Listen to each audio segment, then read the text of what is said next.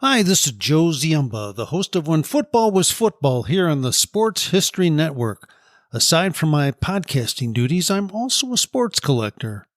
And as such, I'm very pleased to share the exciting news that the Sports History Network has partnered with Rochester Sports Autographs, the largest JSA authenticated autograph distributor in the United States, where you can get deals on over 30,000 autograph sports collectibles. So as a collector, I was very pleased when I visited the site of Rochester Sports Autographs. The massive inventory is easy to search, carefully documented, and visually appealing. The options seem limitless, whether you're looking for an autographed baseball, signed football helmets, or basketball jerseys, among thousands of others. I found everything from a Babe Ruth autograph, a signed football by Dick Butkus, and an autographed Larry Bird basketball jersey. And as a collector, you'll be delighted with the very competitive pricing on JSA authenticated products.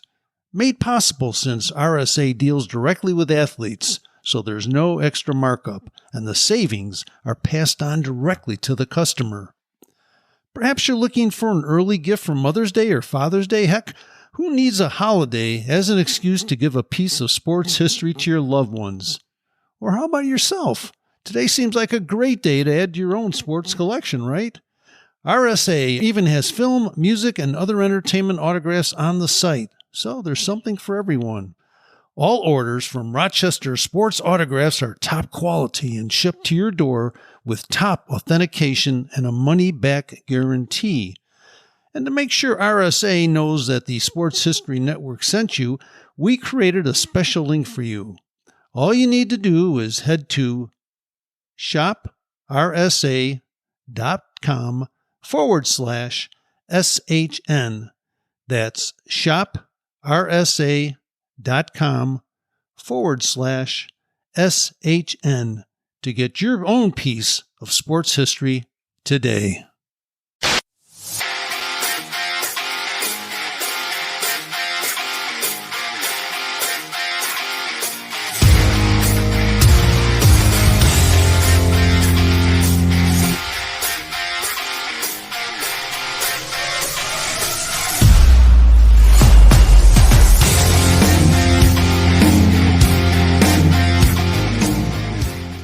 What's up, hockey fans, and welcome to episode number 99 of Marty's Illegal Stick. It's our favorite time of the year now. And by the way, our show is brought to you by the Sports History Network. I almost forgot to mention that. But I am your host, Scott Kinville, and going alongside me here for this fun trip through the NHL playoffs is going to be our co-host, Mr. Chris Mazzotti, who I had to laugh because he threw me a curveball. He was wearing a Ranger shirt before the intro video went on. I come back, and he's got a Pittsburgh Penguins shirt draped all over him. So please, Chris, do tell. What is this all about? I thought they should be represented because they're not in the playoffs. And in that way, don't we all win?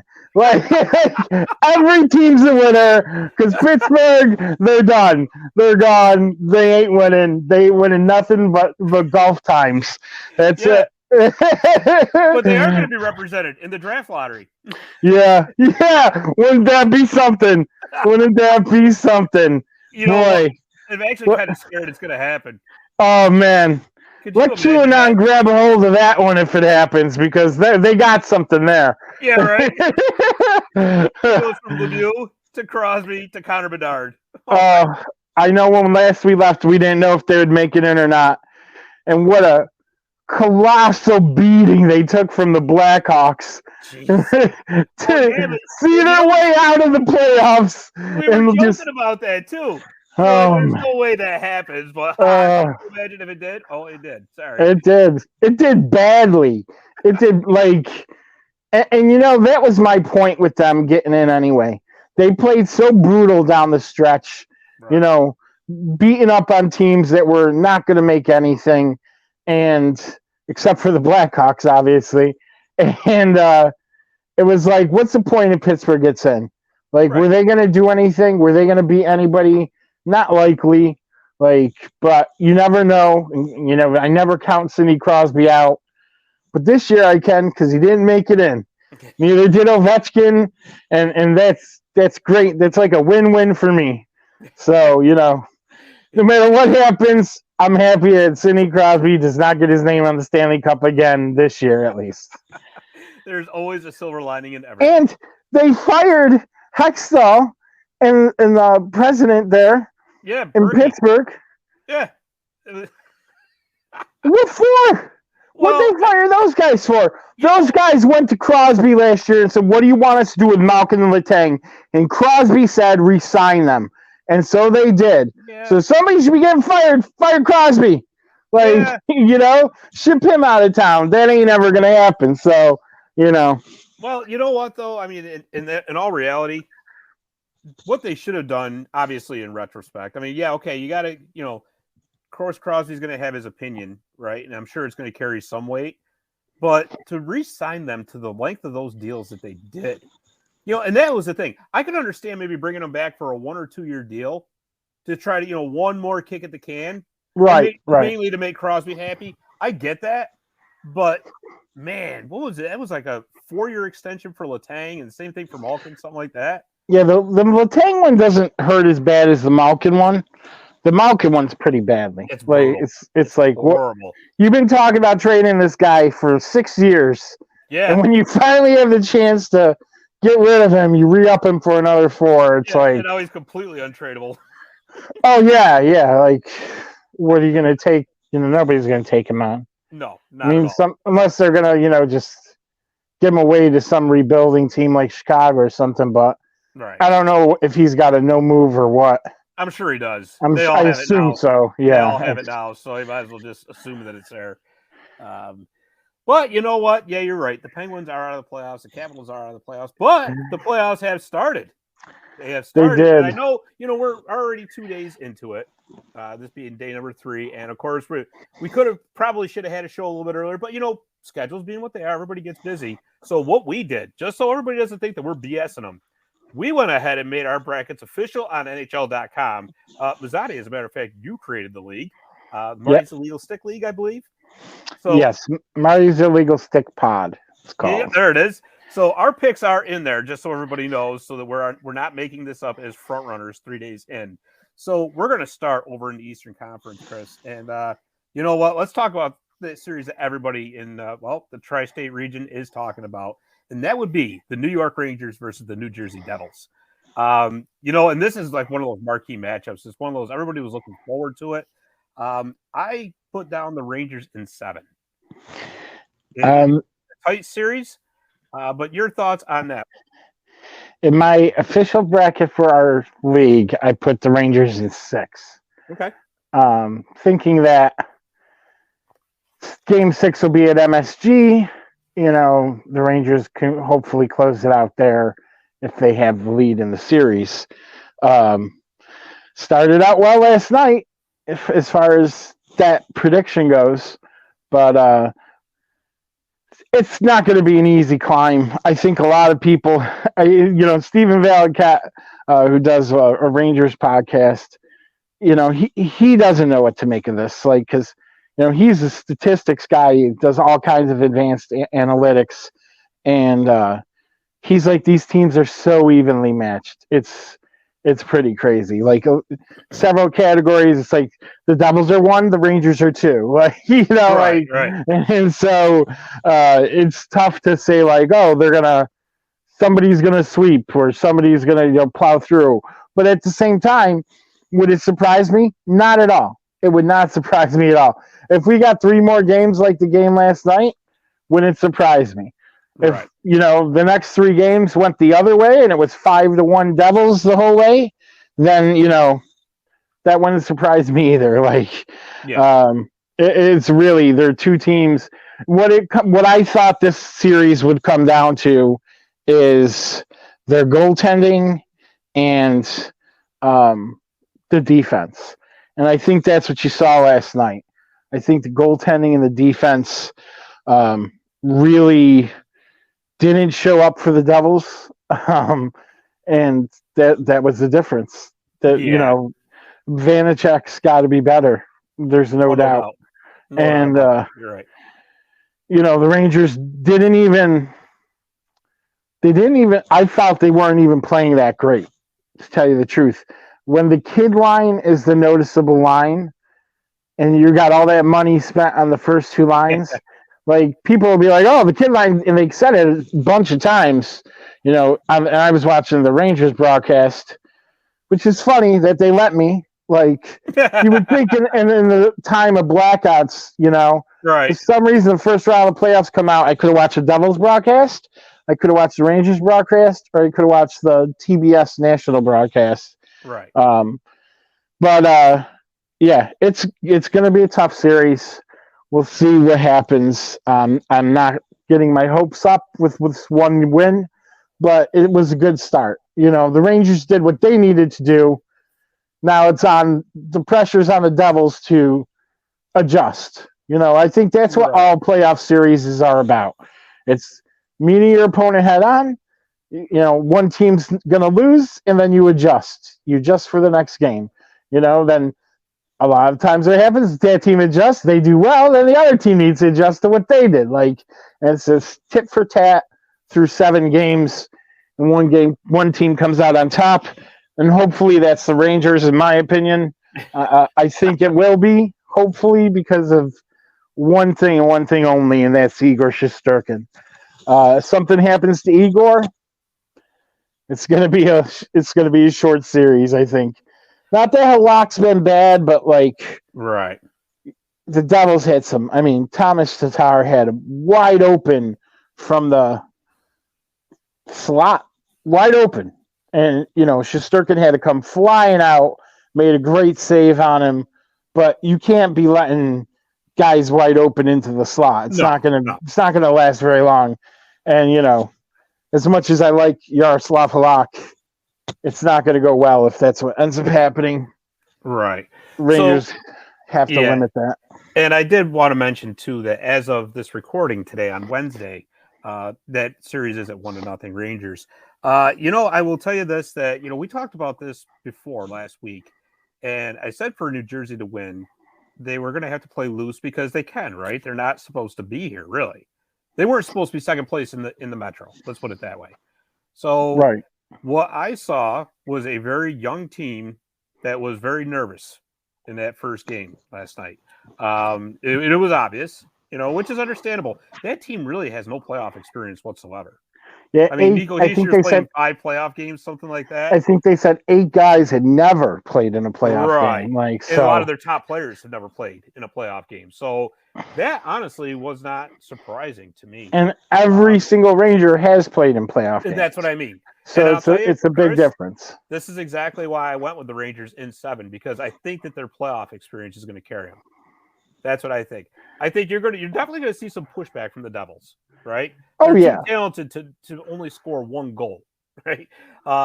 Again, a very nervous team last night. I think you're probably going to see a different team Thursday night. But I'll tell you, if they go down 2-0 at home, they're in a world of trouble. So now there is some pressure on the Devils to win that game too. So I know you said you had to go out on a call. You missed part of the game. Yeah. You didn't see the penalty shot call then, did you? No, I didn't. No. So let me ask you this: if this is a penalty shot, because I did not think it should have been, based on the fact that what happens is Hughes clearly has a breakaway. Mm-hmm. So that's not up for debate. Trouba hooks him, but then Hughes is handling the puck and basically just overhandles the puck. The puck goes to the wall, and the ref blows the whistle for the penalty shot. Right. I did not think it should be a penalty shot because he had a chance to take a shot and didn't get it. He lost control of the puck. The reason he lost control of the puck wasn't based on the hook. It was based on him overhandling the puck. I will tell you this, that nothing is going to surprise me from this league from going forward. And I think that this league is honestly so desperate to showcase their superstars that I think in this playoff, you're going to see a lot of calls that were maybe shouldn't have, especially if it was against a superstar caliber player, because they want these guys showcased so bad. Trust me, watching that Edmonton LA game the other night on ESPN, it was the Edmonton fan club in that, and we'll get to that in a minute. But yeah, so I couldn't tell you either way because I didn't see it. My full-time job prevented me from doing that. If a guy loses control of the puck, on his own, going in on a breakaway, I feel like you call it. I still absolutely should have been a penalty. Right. Like he definitely got hooked, but I would think you would call the regular 2-minute minor over the penalty shot based on the fact that he just mishandled the puck on his shot. If he had gotten the shot off and it wasn't good, go ahead, give him the penalty shot. Right. When he loses the puck on his own, there was no shot attempt. Right. Like, I don't know how you give him a penalty shot, but that was one thing. But it's going to be tough. There's just no doubt. Rangers fans, thinking they're going to sweep already and talking smack online. Please stop. Like, please stop. You anger the hockey gods doing that. I fully believe in that. Do not say anything until there's 4 wins on the board. Then you can say whatever you want. But no, there's another round to go, and another round after that, and another round after that. Yeah. So, like, one game don't count your chickens. It's a long road. Exactly. Well, hey, I got some news for you. Joining us a little late is our companion here, our other co-host. He is the Beer League All-Star, Ed Stefaniak, joining the show. Ed, how are you? Overnights is really taking a damper on my social life. I can see this. But you know what? We appreciate your effort, buddy. You know what? I woke up and I'm just like, what time is it? And then I remember seeing 2:30 and I'm like, I got another hour. And then I scrolled down a little bit. Yeah, that was my fault. And then I'm just like, 1:15. It's 1:30. Uh-oh. Yeah, that's all right. That's all right. We appreciate it. So we just got done talking about the Devils Rangers series, and I do want to move on to the Carolina New York Islanders series. Yeah, let's talk about more relevant teams. So this is a series that I've noticed a lot of people are picking an upset. I did. In our official bracket, I picked the Islanders in 6. As we all know what happened the other night, Carolina did win this game, or game 1. But I still think that the Islanders can take this series. What do you guys think? Mazzati, you could start with this. Well, I also picked the Islanders. In many of the brackets that I put together, I picked the Islanders. Oh yeah, by the way, tell everybody how you put together a bracket for every single team being able to win. I put a bracket together. Every team needs a break, to win. Like for example, in my Rangers bracket, if the Rangers win the cup, Boston gets beat in the next round. So every team needs a break to get to the cup. They need to not face like a super heavy duty opponent along the way. Right. They're also going to have to beat a heavy duty opponent along the way. That's no doubt about that. But so I did a bracket where every team could win, basically a bracket for every team winning the cup. But my official bracket that we put into Marty's Illegal Stick Pod, I have the Rangers going all the way. Because if you don't believe, then it's not going to happen, right? But I did pick the Islanders, speaking of Islanders, Carolina, in my official bracket. I actually picked them in 5, so they better start making me look good. Because they did not look good in that game 1. No, I watched a lot of it. It was a boring game to watch. It was a snooze fest. Compared to all the other playoff hockey, it's literally the worst game I've seen so far. You've got 2 teams that aren't exactly known for their exciting style of play as it is. So yeah, and it's like have a pot of coffee made. Yeah, it's a little bit more exciting than watching paint dry. And that's I don't put it on Carolina. I put it on the Islanders because they're not playing. They didn't play their game in that first game. I didn't, and when they did, like one line did, you see Clutterbuck throwing his body around and stuff. That messes up Carolina. Sure. The Islanders have to make this a much, much more physical game than they brought in game 1. I don't know. We've talked a lot about rust in the playoffs and stuff like that. The Islanders actually finished their regular season earlier than everyone else. They hadn't played since last Wednesday. Well, so it did show. Definitely showed in the first period. And I hoped that they would pick it up a little bit, but they really didn't get into that next gear that they had to get into. Sorokin played great. That's the good news. The bad news is the Islanders didn't score enough goals, so they got to pick it up. I still have faith that the Islanders can do it, but they have to do it. Carolina went with Antti Ranta. So everybody last year saying the Rangers be the backup goaltender in Carolina. Now, granted, I know Ranta didn't play the whole series, but it turns out they played the starter now because Freddie Anderson has been relegated to the bench. Is he maybe hurt? I don't. It's very possible with Freddie Anderson. Freddie Anderson's always hurt. I know, that's what I mean. So he was playing down the stretch. I know that he just wasn't playing good. So at what point, you got to say Antti Ranta is the better guy. I believe he's been the better guy all year, but I think that's a big thing for Carolina is admitting that Freddie Anderson is not going to be the guy. Now, Antti Ranta wins and they keep going. What happens when Antti Ranta loses? I don't know. Do they give up on him after one game? Do they keep going with him? Do they bring in the third guy? What's his name? Petar Kucherov? Yeah, Kuchekov, whatever. Kuchekov, yes. Yeah. It depends where they are at the series. If it's let's say it's a 3-1 series for Carolina and Antti Ranta gives up and it's 3-2, I say you stay with Ranta because worst case scenario it's a game 7. But if it's a 3-2 series or a 3-1 series or my mind's all over the place right now. If it's like a 2-1 series, you might have to give Freddie Anderson the chance. And if it's 3-3 and it's going on a couple losses for Antti Ranta, I would say you have to give Freddie Anderson the net. Who you got winning the series, Ed? Me personally, I have the Islanders. Wow, it's a clean sweep. The clean sweep upset. It really is Sorokin.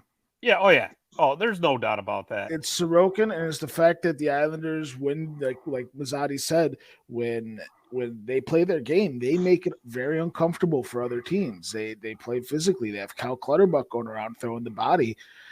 They need to do that. This Carolina team is not built for physicality. I think when you have two teams that play very similar styles like the Islanders and the Carolina Hurricanes do, you have to go with the better goaltender. And it comes down to that right there. And Ilya Sorokin is far and away the better goaltender of what anything Carolina is going to offer. Carolina does have a little bit more of an advantage in offensive firepower, but they don't have Andrei Svechnikov anymore.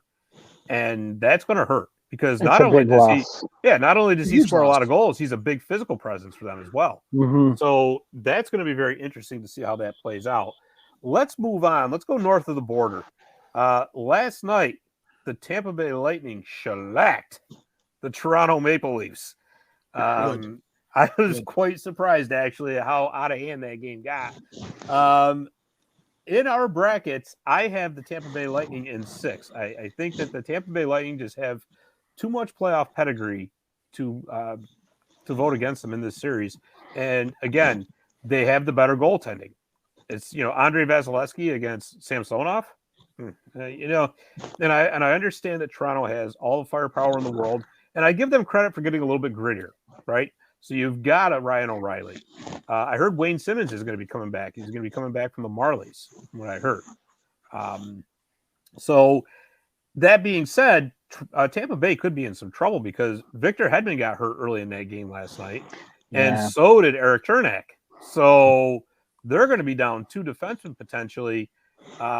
Guys, what do you make of this series? I'm actually really excited for this one. I personally have Tampa in 7. So the book at Bunting, that was a clear and intentional attack at Chernak. There's no other way around it.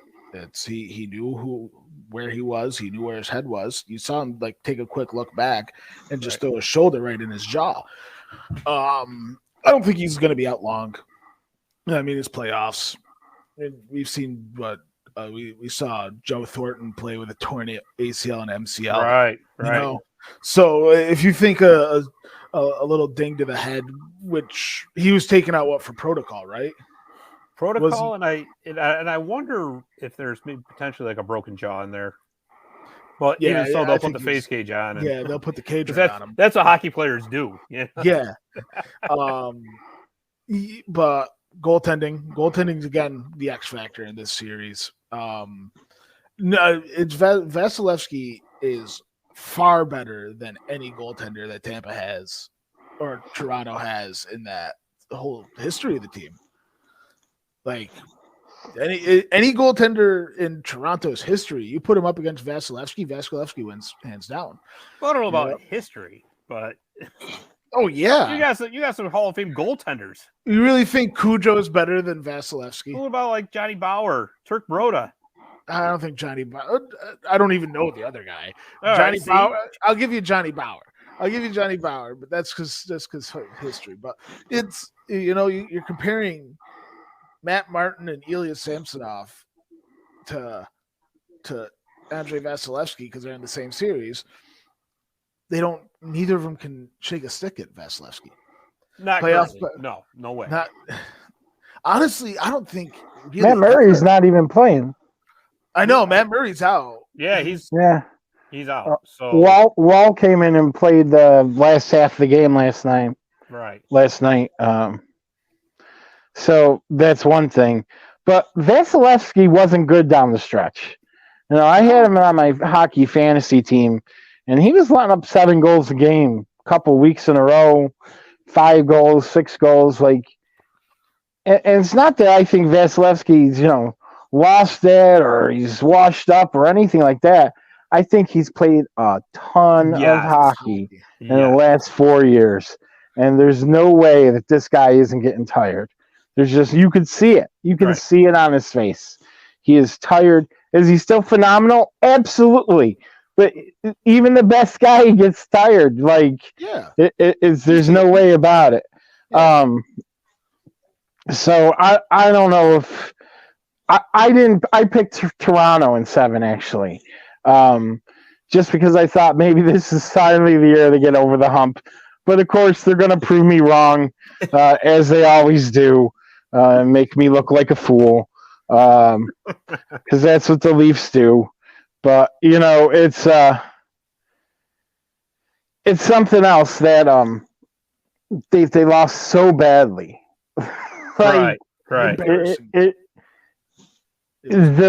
We just mentioned that Tampa lost their number 1 and their number 4 defenseman in this game, and they put up a 7 spot.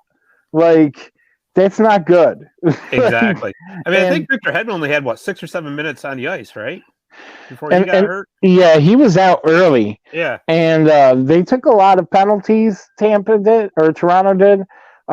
Tampa did too. But the Tampa ones were because I saw a Tampa penalty on Sergachev where he tapped the guy's shin. Yeah. They gave him a slashing penalty. It was already 5-2 or something at that point. Right.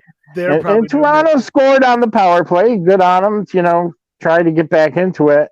But it was this is obviously this game is already out of hand.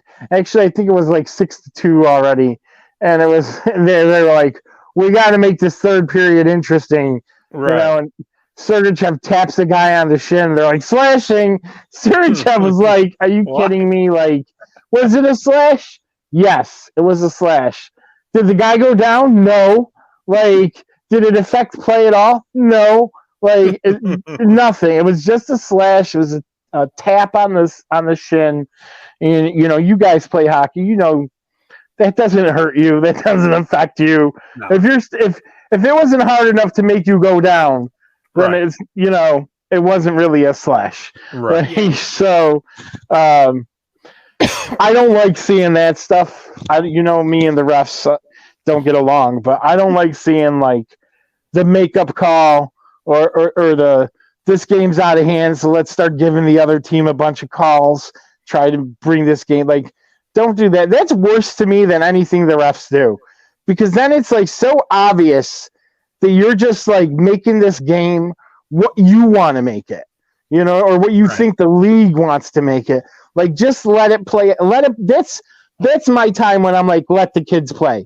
When it's 6-2 and this game's out of control, Like, and it's not like there's scrums and fighting and like Right. all kinds of stuff going on.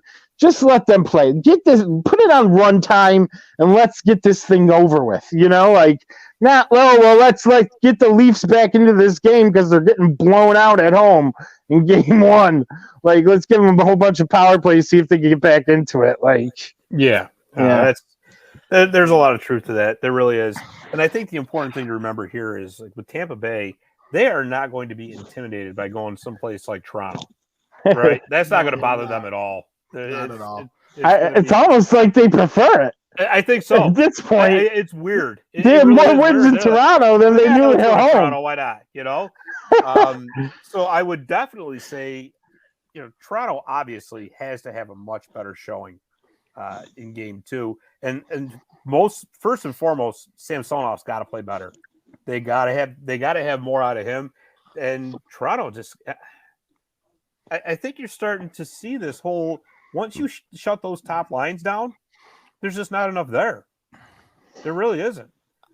And I think that's something you could say about a lot of playoff hockey, Scott. I think you can, but Toronto can't roll four lines, right? Right. And that's where it comes down to. These teams that can roll four lines are the ones that are most successful. Speaking of all that, why don't we move on to the next one, where the last matchup in the Eastern Conference, and Adam, so glad you joined us for this. The Boston Bruins versus the Florida Panthers.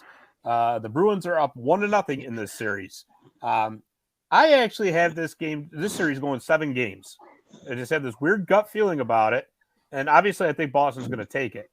But for some reason, there's some weird little feeling that I have that this is going to go 7.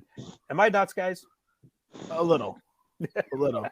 Oh, just a little? Oh. Just a little. No, I see what I you said mean, 5. Yeah, I'm with you, Masadi.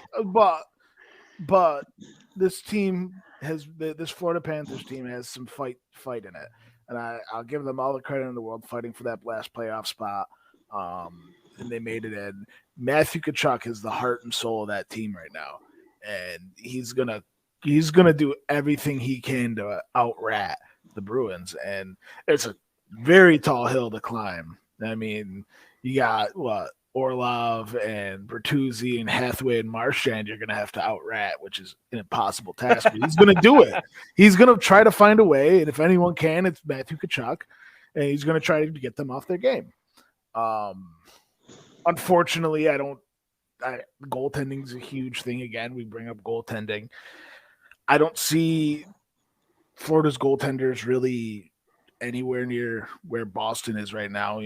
Really Lyon is really the only comparable, and he had a great game 1. I was shocked to see him starting game 1. I'm not shocked because he's the reason they're there.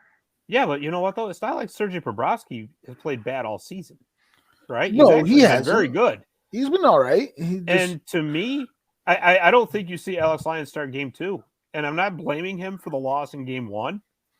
But I'm sorry, when you have a 2-time Vezina Trophy winner sitting on your bench, and a guy who, by the way, was the reason the Columbus Blue Jackets swept the Tampa Bay Lightning in 2019, it's not like this guy hasn't been there before. And it's not like this guy hasn't played the Goliath team before and won, right?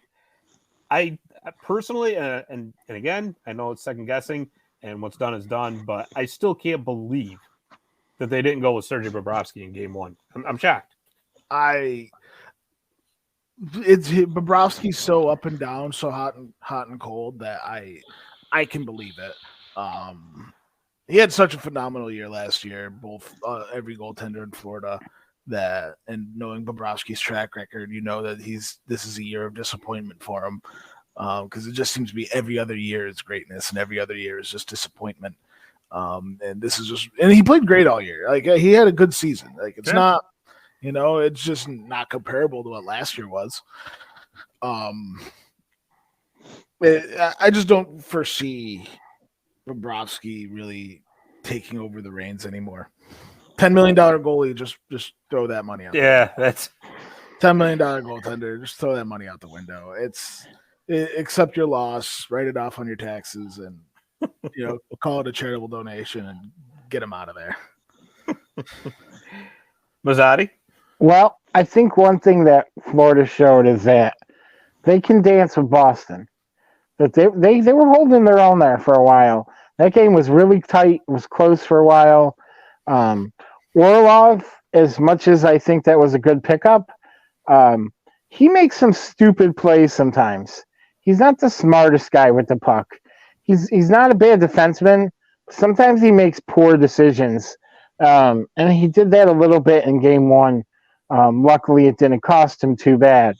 But Florida was definitely the fight that I wanted the Islanders to have.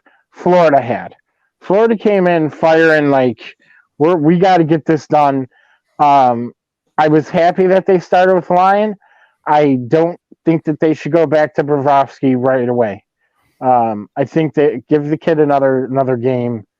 If he can't get it done in Game 2, go back home to Florida. Let Bobrovsky play at home, and see if you could turn things around there. The old saying is you're not behind in a series till you lose a home game. So Florida hasn't lost a home game yet, but they got to do their best to try to steal Game 2. I did pick Boston in 5, but I got to say after watching Game 1, I'm not confident in my prediction. I think that Florida is actually. I think I underrated them. That they can definitely beat Boston. Will they? It's a tall task, but they showed me that they have the fight. That they have the fight to try to actually get it done. I don't know that they will, or that they have the men, but we'll see. I did think that they did a pretty good job of shutting down Boston's big guys, but at the same time, Boston missed a couple open nets, so that's another thing too. So we'll see what happens, but I did pick Boston to go to the next round. Bergeron didn't play. Yeah, I was just going to say that. Yeah, that's going to be that's a game changer right there, and Boston still won without him. So, real quick before we go over to the Western Conference, rapid fire here. Mazzotti, we know you got the Rangers coming out of the East in your official bracket. Ed, who's your Eastern Conference winner? Boston. All right, and that's who I got too. And we're not going to elaborate on this because we need something to talk about for the next show. So before we get carried away on that, let's go over to the Western Conference. And I'm going to start at the top this time and work my way down. And the first matchup in that bracket challenge is the Colorado Avalanche, the defending champs, against the Seattle Kraken, the biggest upset of the playoffs so far. Last night, the Seattle Kraken upending the Colorado Avalanche. I have them in 5.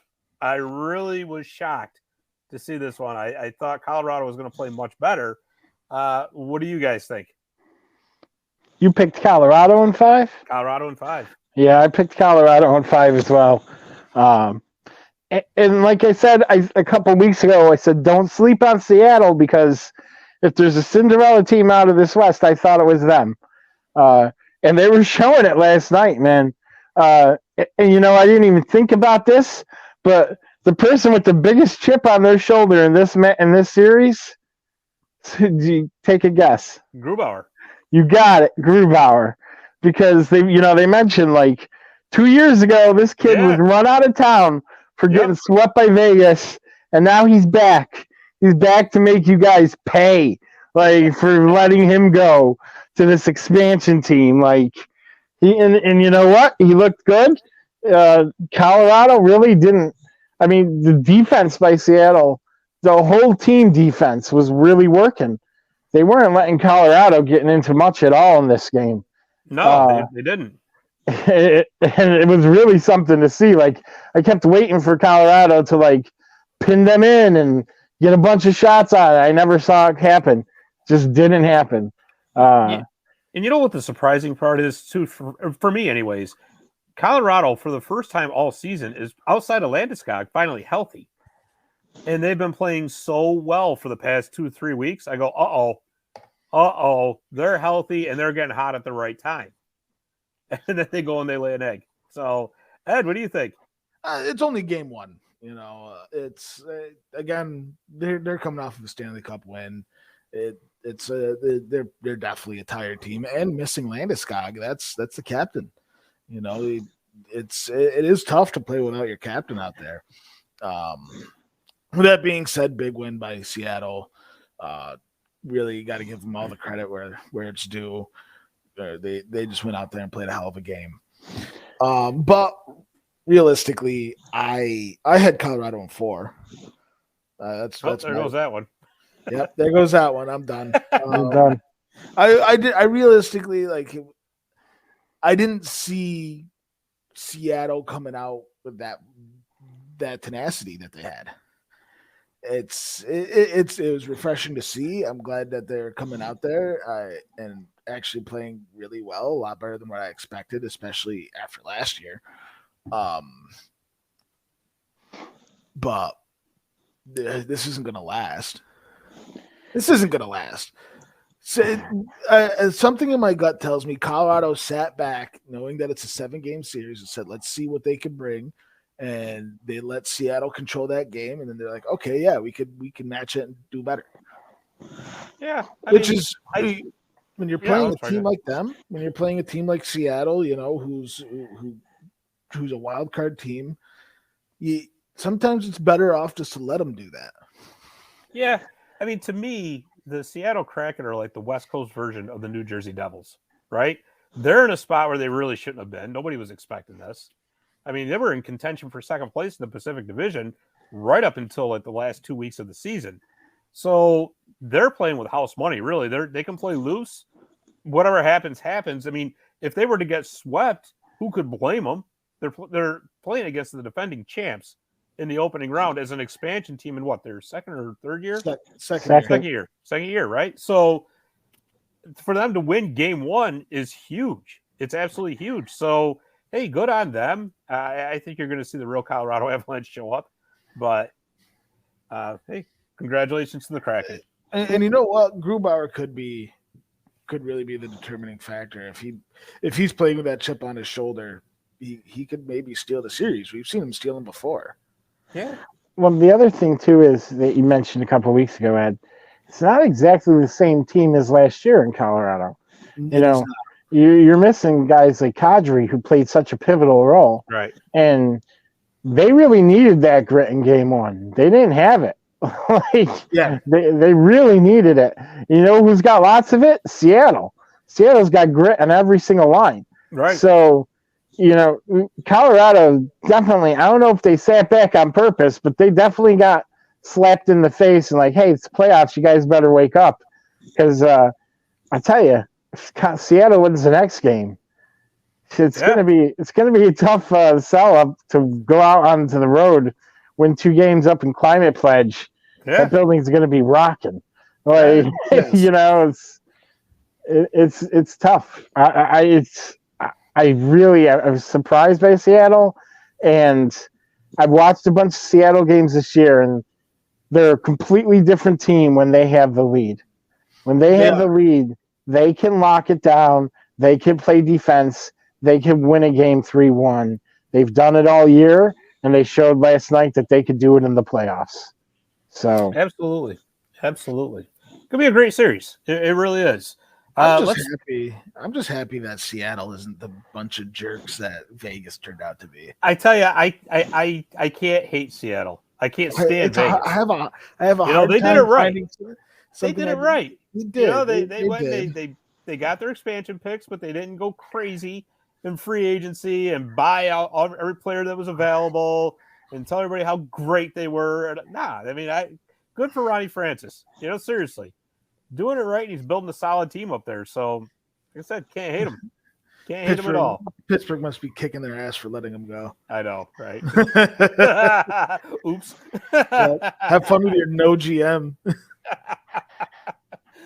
Let's move right along for the Dallas-Minnesota series. This one looks like it could get a little spicy. Really, I kind of look at this one as like the Battle of Minnesota, if you think about it, right? Because the Dallas Stars were at one time the Minnesota North Stars. That is you got true. the Minnesota Wild. I keep expecting the Wild to just like troll the Stars and come out with those retro reverse jerseys that they have with the old Minnesota North Stars. That'd be awesome. I would love it. I don't think that they can play in any retro jerseys in the playoffs. I don't think they can either, but it would just be great if they just did it anyway. The playoff jerseys have to have that playoff seal on them. Yes. Yeah. Well, remember a couple of years ago, Carolina were their alternates, which is now their homes. In Yeah, that's true. You're right. All it is just putting a stitch, putting a patch on. Right. Yeah, that is very true. That's a good point. Now, with that being said, I don't think we're going to see a reverse retro ever again. But it would be kind of nice to see those in the playoffs. Maybe do it for the finals. Just wear reverse retros the whole finals. Oh, that'd be cool. That'd be so cool. I do that in video games all the time. Yeah, well, there you go. I always wear the reverse retro in the video game. I don't think I've worn a regular jersey in video games ever. It's always been alternates and reverse retros. But at any rate, this series is at 1-0 Minnesota after they won in double overtime in Dallas the other night. On one leg. On one leg. This is going to be a nasty series. Joe Pavelski took a pretty bad hit from Ryan Suter, knocked him out of the game. Matt Dumba. Oh, I'm sorry, Matt Dumba. You're right. It was Matt Dumba. Who did Ryan Suter hit? Somebody. Ryan Suter's on Dallas now. Dallas, yeah. See, that's so confusing. It is, right? It is. Yeah, because he hit Kaprizov, right? Yeah. Yes. Yeah. That's what. Okay. Yeah. So, anyways, I've got Dallas in 6 in my official bracket. I just think there's too much talent for Dallas. But what do you guys think? I'm thinking Dallas in 5. Dallas owned that overtime. It takes one shot to win in overtime. Minnesota found the back of the net, and good for them. But outside of that, Dallas owned that overtime. They have the skill. They have the not as nearly as much grit as they don't have nearly as much grit as Minnesota, but they got some grit. But I don't see Minnesota coming out and winning it. It's going to be close every game, but it's going to be just consistent. And now Dallas is going to come gunning for everyone's heads after Pavelski. It's going to get out of hand. This series is going to get out of hand, and I'm here to watch it. And I'm going to be excited for every bit of it. Mazzotti? I also picked Dallas in 6. And I watched this game 1, and I don't think that Minnesota beat Dallas as much as Dallas beat Dallas. Like, that's what happened in game 1 to Dallas. Dallas got too much in their own head, too much looking for the sweet pass finish. There's a couple times where guys could have shot and they went to pass. Like, get shots on this goalie. They weren't playing. Minnesota didn't play Fleury. So, like, I just feel like Dallas let Minnesota hang around in this game and hang around. And Ed's right. Overtime was dominated by Dallas. The whole overtime was in the Dallas offensive zone. But you give, Minnesota a chance or two here or there. Like I said, Ryan Hartman was playing on one leg. I don't know what's wrong with his knee, but something's wrong with his knee. And it was obvious. And he gets the game-winning goal. It's like amazing, like that guy could do that. And that's a great rallying for Minnesota, which is dangerous for Dallas. You do not need a team to rally around a hurt player or any type of thing like that. That's extra fuel for that team that you don't need to give them. Like, and when he scores that overtime game-winning goal, I'm just like, that's real bad news for Dallas. Yeah. Because it's not just the loss, it's everything that goes with it. With that player scoring that goal at that time, fueling everybody else on Minnesota who's not hurt to say to themselves, well, Jesus Christ, this guy could do it on one leg. I better get my act together, like, and the physicality is obviously going to be real in this series. I don't think these teams like each other very much. They're division rivals, and they're showing it. Honestly, this game had more jam than Rangers Devils. Like, it really did. Because the Devils are trying to just be fast, and Minnesota's definitely, putting their physicality on Dallas. Oh, yeah. And Dallas has enough physicality on themselves to bring it back, but they got to score. Like, 2 goals for the amount of shots and offensive zone time they had. Like, they got to score more. I hope they can get it done. losing Pavelski is a big loss. Sure is. You're going to need Sagan to really step it up. He's got to turn into Sagan from 10 years ago, right? Because he's really the guy in Dallas that's letting the team down at this point. Well, Like Jamie his Benn, contract. too. What's that? Jamie Benn, too. He's going to have to pick it up. Jamie Benn's been good all year, though. He's been good. But what I'm saying is he's got to turn into Jamie Benn from like 5 years ago. Well, he's one of the players that was passing too much in that game. I saw several times where Ben could have taken the shot, and he's trying to set up a point man or a wing man. It's like, put it on net, man. Put pucks on net.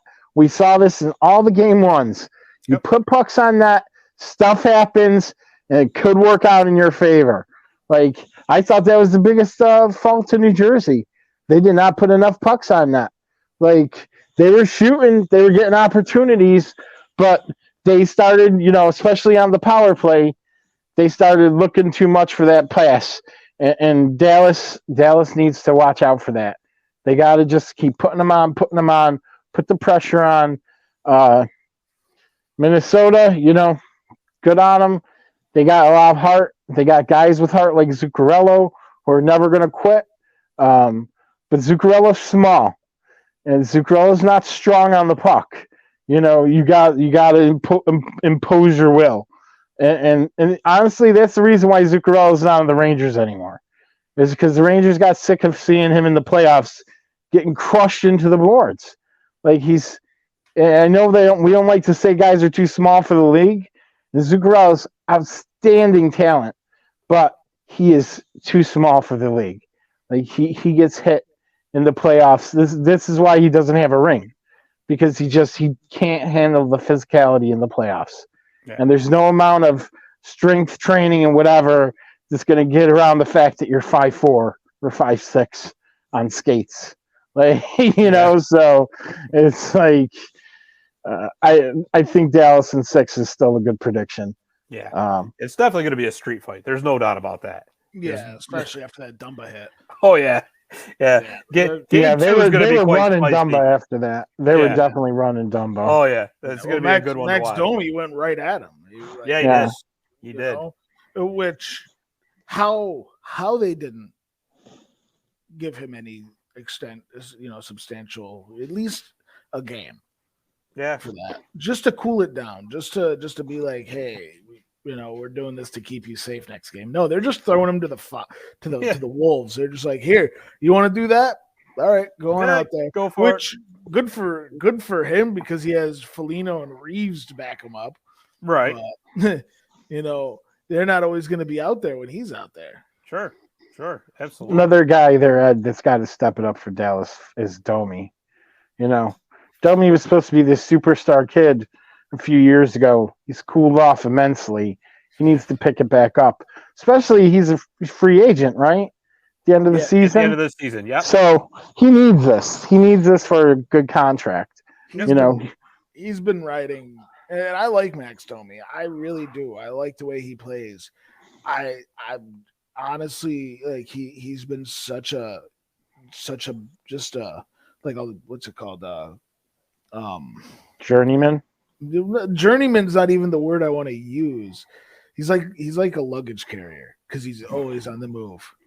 Yeah, he's always in trade talks. He's always traded. He's been in the league 6 years. He's been on 5 different teams. Yeah, something like that. Arizona, this is 4th or 5th. Yeah, 4th or 5th. Chicago, Montreal, now Dallas, Arizona.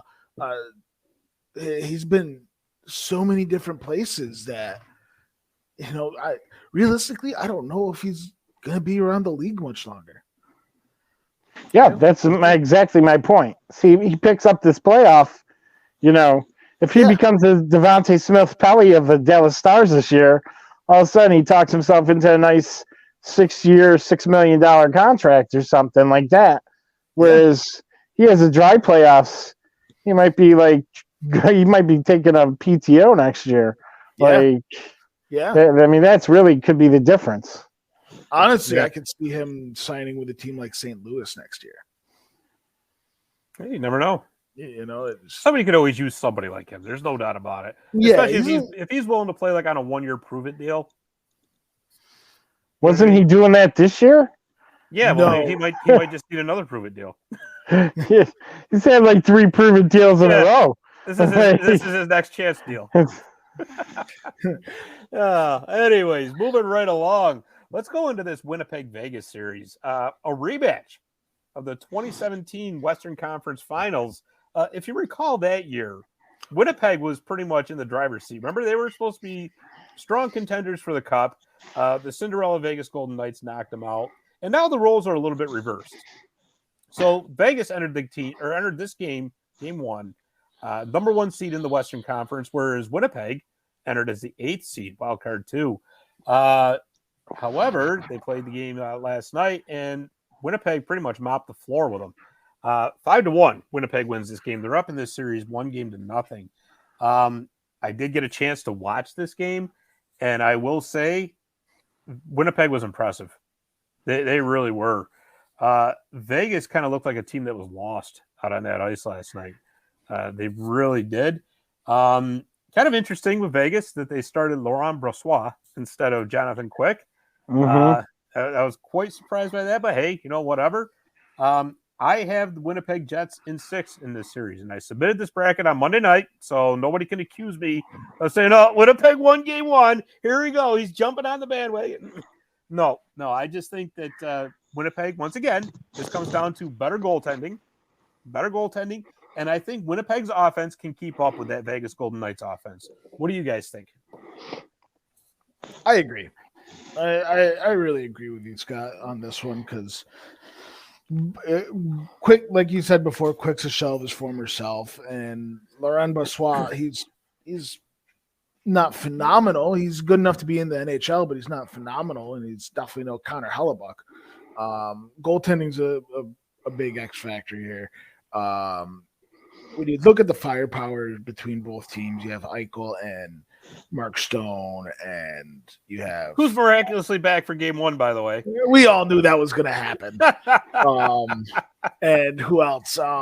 Phil Kessel, who is quite very much a shell of his former self. Also, yeah, Shea Theodore out on the blue line. Shea Theodore, and you look at Winnipeg where they have Mark Scheifele and Morrissey's having a phenomenal year. Just Kyle Connor, Pierre-Luc Dubois. They have who Pierre-Luc Dubois is playing for. This is his tryout for Montreal next year. Neil Pionk had a really nice game. He did. Yep. Yeah. So and Nikolai Ehlers didn't even play. Yeah. So really it comes down to goaltending and defense, and I think Winnipeg has them beat on both aspects. Vegas, I think the Vegas flu is real. I do. But that's regular season. Playoffs, these players are going to stay in their hotel. They're going to eat properly. They're going to avoid the gambling floor. Well, you got to remember, too, Vegas has been in the league long enough where just about every player in this league has had a regular season visit to Vegas, get that all out of their systems. And like you just said, Ed, this is the playoff time. Like, okay, yeah, we did that when we were here in January during regular season. Now I don't care. I want to win a cup. Yeah, exactly. So Vegas, I think a lot of Vegas's success does come from the fact that they are in Vegas.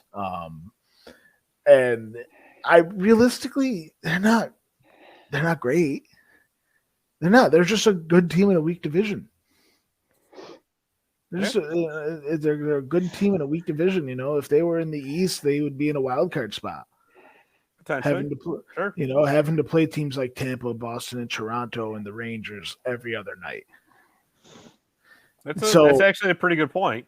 Actually, so Winnipeg, Winnipeg is a lot closer to Vegas than Vegas is to Tampa or Toronto. So realistically, they can pull this one off. Winnipeg could very easily pull this one off, and I could see Winnipeg possibly going on a Cinderella run because no one expected it. They stripped their captain this year. They fired their coach. Paul Maurice left halfway through last year. Everything was stacked against Winnipeg this year. You have players, hinting at that they want to trade, and Pierre-Luc Dubois wanting to go to Montreal, and it's basically an open secret at this point. So what are they playing for? And they're all playing for their next contract, their next team, but they're going to get success out of it. Mm-hmm. So I think you're going to see Winnipeg. Now they're going to run away with the series. I think the series is going to be 5 games at most. Wow, interesting. What say you, Mr. Mazzotti? I picked in my official bracket Vegas in 6. And I watched a bunch of Vegas games going down the stretch, hoping that they would lose, hoping that Nashville would beat them twice or whatever, make it in. It did not happen. And Vegas looked good. They looked good in those games. I'm almost wondering if putting Mark Stone back in the lineup didn't screw things up royally last night. Because Mark Stone didn't look great. I mean, he definitely didn't look Mark Stone-like. And I love Mark Stone. I think he's one of the best players in the league. I would love to have him on my team any day of the week. I hated him in Ottawa. Like, he was a really pesky guy. I was so happy when he went out west. Like, I don't have to see this guy anymore. Like, great. Because he's one of those guys that's just got tons of heart. Never gives up on a play. Never gives up. And I did not see that last night. He did, it's one thing to bring a guy back off of LTIR if he's healthy. It's another thing to just bring him back because it's the playoffs. And I think the latter happened here. I think they just brought him back because it's the playoffs and not because he's necessarily 100% ready to go. I think, unfortunately, that this might be the end of his career. That he might be done after this. With the back problems he's had, the surgeries he's got to go through. I just don't know what's left in the tank for Mark Stone. Whether it's worth it, in all honesty, your quality of life is worth it. Right. I mean, he's got plenty of money. It's not a money issue. It shouldn't be a money issue at this point. So I like him. I think he could be, a really great coach someday or something like that if he wanted to be. But he did not look good. And I was happy to see him out there. I was like, oh, great, he's back. He didn't do anything in this game. I mean, he if anything, he hurt Vegas. They did not look fast. All of a sudden, Vegas wasn't fast. Jack Eichel playing his first playoff game. He looked a bit timid. I think that a lot of these things factored in. I think a lot of these things are going to factor out in the next game. I think Vegas is going to turn this around. Winnipeg looked good. They played hard. They played good defense. Hellebuck had a heck of a game. And these are things that would all lead to Winnipeg winning. I just the way Winnipeg finished the season was not great. They were almost actively trying to not make the playoffs there for the last 3 weeks. And then the last week, their coach calls them out on it. They win the last 2 games and make it in. And that's basically what happened. Like, it's like, okay, Winnipeg, great. Good on you for making it in. And now you won game 1, but they have to keep it going and they're going to have to double down. Because there's no way Vegas is going to play the mediocre game that they played last night. Because Vegas didn't. I mean, I'm watching the game. I did not feel at any point that Vegas was like about to turn this game around and take them down. Like, it just wasn't happening. You could see it all game. Vegas was like on auto skate. Right. That was surprising, really. Yeah, it is, because like I said, I watched a bunch of Vegas games this year. I never see them play like that. Especially from a Bruce Cassidy team. Yeah, that's why I really think it had something to do with Stone coming back, the lines getting rejuggled. Like, you got, I think coaches, they got to stop messing with the lines so much. Like, I get it. If nothing's working, mess with your lines, go ahead. Like, Gallant does that. I get that. Like, they're taking down your top line. Move one of those guys to another line, try to get something going. That makes sense. But, like, hey, we're doing really great down the stretch. Now we're going to insert this all-star that hasn't played in, like, almost 5 months back into the lineup and move all you guys around. and some of you just got here, 6 weeks ago. You don't even know how this guy plays. Like, it's a tall order for game one in the playoffs, but we'll see what happens. Like I said, I had Vegas in 6, but would not surprise me if it went the other way. Out of all the brackets that I did make, though, which I made 16 of them, I only picked Winnipeg in 3. So, oh man, you put way too much time and effort into this. So let's talk about the last series, the Edmonton Oilers and the LA Kings. A rematch from last season. That one went 7. My personal prediction is, and it hurt to have to do this, but I went with Edmonton in 7 on this one. For me, the biggest factor for LA is Kevin Fiala. He's out of the lineup, and they don't think he's going to be back in this series. Kevin Fiala was a huge part of that Kings offense, and the Kings are going to have the offense to keep up with the Oilers. Gabe Vilardi is supposed to be back tonight for Game 2, which is good news for them. However, they did win Game 1, and that was one heck of a game to watch because Edmonton pretty much dominated that game for 2 periods, and they were up with 3-1 with 10 minutes left in the game. The Kings come back and tie it, and then they win it in overtime to shock Oiler Nation, if you will. I wish we would stop calling fan bases Nation. I don't know why that just irritates me so much. But anyways, they don't for the Rangers, by the way. It's Rangers Town. Okay, well, you know what, though? I will say that's better than Nation. Okay? I will say don't for the Rangers. It's Losers Village. Oh, okay. Oh boy! Hey, guess what? Awesome. Guess what? The Bruins and the Rangers are the same amount of cups in the last 40 years. So there you go. Hey, listen. I go by my lifetime, and the Rangers won their cup like a year into my lifetime. So I don't even count it. I didn't even get a chance to watch it. It's like I got it on VHS if you want. It's like Yankees fans. Oh, 27 rings. I'm like, you were alive for 6 of them. Not me. No, you were alive for all of them, Scott. You old man. But let's get back to this Edmonton LA series. The Kings actually shut Connor McDavid down. They kept him off the scoreboard. They couldn't do the same with Leon Draisaitl. What do you think, guys? Is this for real? Can LA do this? LA can do it. Will they do it? I have no idea. I mean, I picked Edmonton in 5. Just because and when I pick a team in 5, that doesn't mean it's a blowout. You know what I mean? Right. The Rangers lost the cup in 5 to LA back in 14. Every one of those games was close. Right. It could have easily just been 4-1 Rangers as it was 4-1 Kings. Right. 3 of the games went to overtime or more. So I kind of saw that's how this going. Like I saw as low scoring. You put them together. Both goaltenders I don't count on, really. I don't think Korpisalo's that great. I don't think Skinner's that great. I will say Korpisalo kept the Kings in that game, in Game 1. He absolutely did.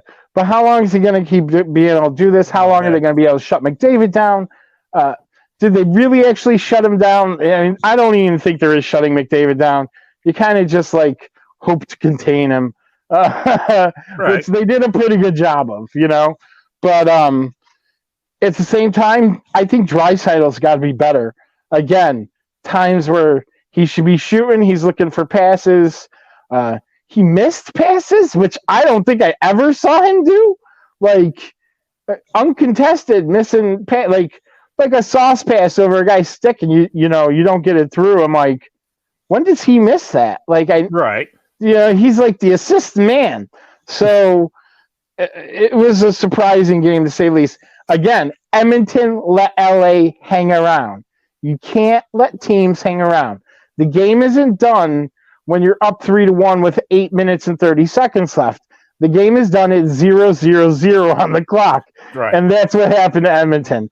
Edmonton took their foot off the gas and thought they could coast out the last 10 minutes, and LA had other ideas about that. And they showed them. And it's like, you do not want to get into overtime with a team. We've seen it over and over and over. Overtime in the playoffs kills teams. It just kills them. You Absolutely. let a game get away, and that's it. Like, you go into overtime, anybody could. The same thing in the Dallas game. Like, you let a team hang around. They only need one shot to win, guys. Like, you get a power play, you got to bury it. You can't let the team get off that power play and use that momentum from the penalty kill to take your ass down when they've only had one shot against your last 30. Like, Right. And that's kind of how I feel that this series is going to go. I feel like Edmonton's defense, I don't think they looked good in this game. They were not doing enough to shut LA's chances down going down that stretch, and LA made them pay. And I'm very much in fear for my prediction on this one, because I highly see that LA could take them down.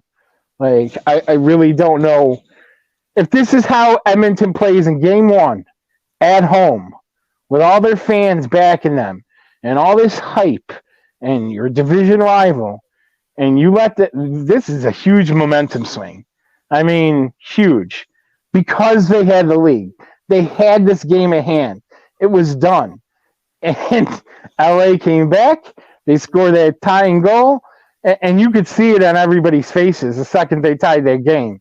Edmonton may as well just give them the game to LA right then, because I could tell, like, there's no way this is going to go well for the Oilers. You can see it. How about you, Ed? I don't think there's any. You woke up a beast in McDavid. He's now upset that he didn't get a point, so he's gonna go out there and get 5 next game. I'm just saying, it's bound to happen. I have Edmonton in 5. I personally don't see them see LA really hanging around now. They got their win. Good on them, but it really comes down to the fact that can LA's defense further contain McDavid and Draisaitl, and I don't think I can't see it happening. They're kind of a wash with goaltending and a wash with defense. I don't really think either team has stellar goaltending or stellar defense, but McDavid and Draisaitl can really, really open this series up for Edmonton, and I don't really see McDavid going pointless again. I've mentioned this before, and we can sit there and sing the praises about Connor McDavid and Leon Draisaitl, and that's great. They're great players, but we're into year 8, and quite frankly, I'm not convinced they're winners. I'm just not. You can have all the stellar regular seasons you want, but if you can't do it in the playoffs, at some point, you got to start wondering, right? Okay, great. Connor McDavid's going to go out and score 5 points next game. Okay, whatever. That's fine. But where is this team? Does this team have what it takes to get to the top? I don't think they do. No, I really don't. And that's not. And listen, that's not all on McDavid and Draisaitl. That's also on their management. Yeah, exactly. The general management. Yeah. Can I look at this team year after year after year and say, we can't keep the darn puck out of the net? What is going on here? Right? Stuart Skinner was a nice story. Yeah, great. But if you're serious about winning a Stanley Cup, you're going to ride Stuart Skinner to the promised land? They mentioned in that Vegas game last night that Brassard was on waivers this year. Yeah. Anybody in the league could have picked him up ahead of Vegas, and nobody did. So, you're right about that. Getting to what you were saying about McDavid and Draisaitl, Marcel Dion, one of the best NHL players of all time. How many cups he got? That's kind of an unfair comparison, though, because Marcel Dion never had a Leon Draisaitl. That's true. That's actually my point. Is that he was also on mismanaged teams that thought, you only need one superstar. Well, Edmonton's got 2, and what else are you doing? Like, That's what my point is. Yeah, I'm encouraging your point. Yeah, exactly. It's like, okay, like, Vander Kane comes in, like, he's got to do something. Like, these guys got to step up. Like, you can't just be, and I get it's hard because all year long they didn't have to, because every day, every game, it's the McDavid Draisaitl show, right? And occasionally that new defenseman they got pots a goal. What's his name? Matthias Ekholm? No, the one since Ekholm came in. I had him on my fantasy team. I can't think of his name. Anyway, this is the young kid. He plays with Ekholm. Evan Bouchard, that's it. Yeah, so he's been potting goals for them lately. But that's it. Like, Darnell Nurse, like, for all this hype about Darnell Nurse, I hardly ever see a highlight reel out of the guy. Right. A highlight reel hit, a highlight reel shot. Not nothing. For somebody making $9 million a year. Yeah, like, what's the big deal with this guy? I don't know. Like, it's not a guy that I'm going like, oh, I wish he was on my team. I don't, frankly. Like, especially at that price tag. Like, I'll keep Jacob Trouba. I think he's the same guy. Like, actually, Trouba, I think, is better. So it's like, I really, it's shocking to me that Edmonton did this in game one, and my pick is blown now because there's no way this is 5. There's no way Edmonton's not winning the next 4 games. It's not going to happen. No. This series is going 7. No way about it. The only way it ends in 5 is if LA wins, 3 of the next 4, which could happen. Could easily happen after watching game 1. Really. Well, here's the thing, I think LA's in the driver's seat. They got no pressure on them at all. All the pressure's on Edmonton. And who has the momentum? LA. Like, it's a tall order right now for Edmonton. Well, and you clearly saw Edmonton get frustrated in the last half of that game. Clearly. They were playing completely undisciplined. As a matter of fact, it was a tripping penalty that led to the overtime goal. So Edmonton's got to keep their heads. They really do. I mean, and you're right. I get it. There's all kinds of pressure, especially on McDavid and Draisaitl, for reasons I just stated. After a while, you got to start saying, guys, you've been together long enough here. You got to have something to show for it. And so, I don't know. Like I said, I still think, with a 7-game series, it's hard to bet against a Connor McDavid and a Leon Draisaitl. It really is. But the series is going to be much better than anybody thinks it is. So we shall soon see. Guys, real quick, and don't spoil it, just one answer. Who you got coming out of the West? I'd pick Edmonton. How about you, Ed? Dallas. Okay, I had Colorado. So interesting. More for us to talk about next week. And granted, at this point, it could be any of them. It could be anybody. Yeah. That West has been wide open all season. So why wouldn't it be in the playoffs too, right? Luckily, exactly. I have a bracket that fulfills every outcome. Yeah, see, there you go. That's why you the ultimate hedging of the bets. Guys, let's close this out like we always do with the Zamboni Time Machine. And this one's a little bit close to home for us.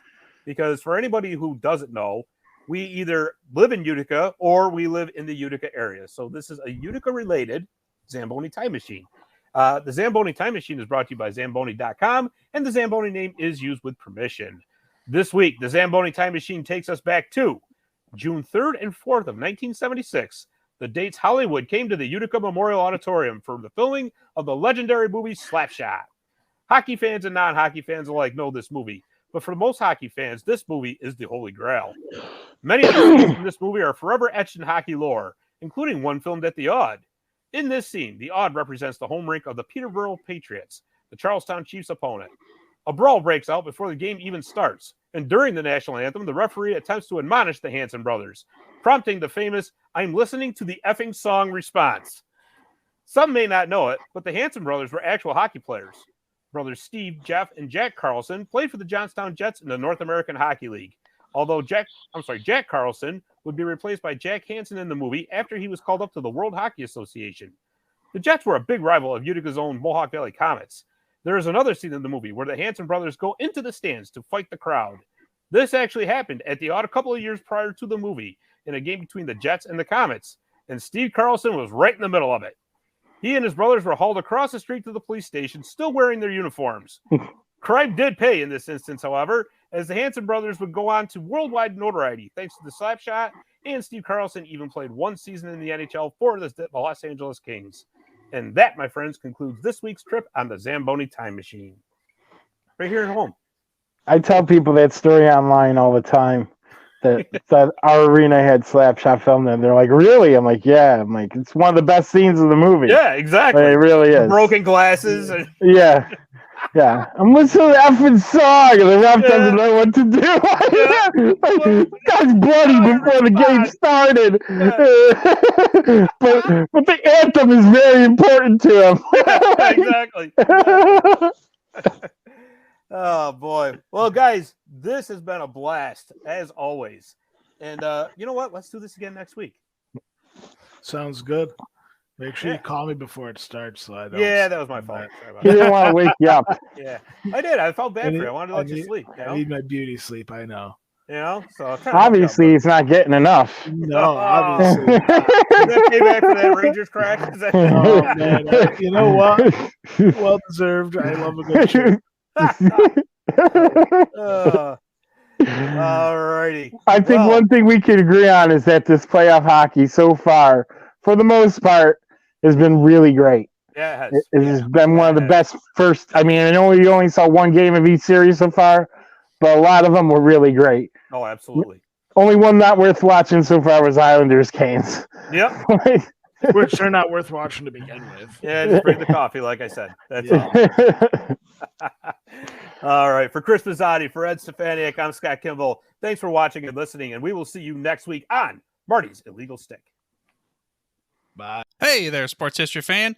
This is Arnie Chapman, a.k.a. the Football History Dude, and I hope that you enjoyed this recent episode presented by the Sports History Network and were able to learn some good old-fashioned sports history knowledge nuggets. I started the Sports History Network back in 2020 with the mission to help podcasters find a community of like-minded sports history nerds, as well as helping aspiring podcasters to start their own shows. We have a little bit over 30 shows on the network right now covering all sorts of sports history, but as far as I'm concerned, we're just at the toothpick in the ocean moment, you know, that can't even figure it out because there's so much more coming. We wanted to create the ultimate headquarters for sports yesteryear, starting with Podcast Network and our website, but we're going to continue to move into other mediums as well. And here's the cool part, because we want you to be part of our team. So if you're interested in starting your own podcast, or maybe being a guest on one of our shows, or who knows, maybe even writing an article for us over on the website. Seriously, all you gotta do is reach out to us on the contact page over at sportshistorynetwork.com. You can be as technologically savvy as a Neanderthal tapping on a stone trying to figure out this whole hieroglyphics thing back in the day.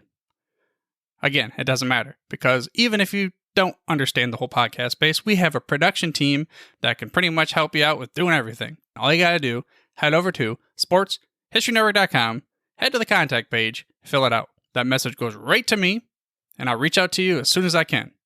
But for now, dude, I'm through if you're through.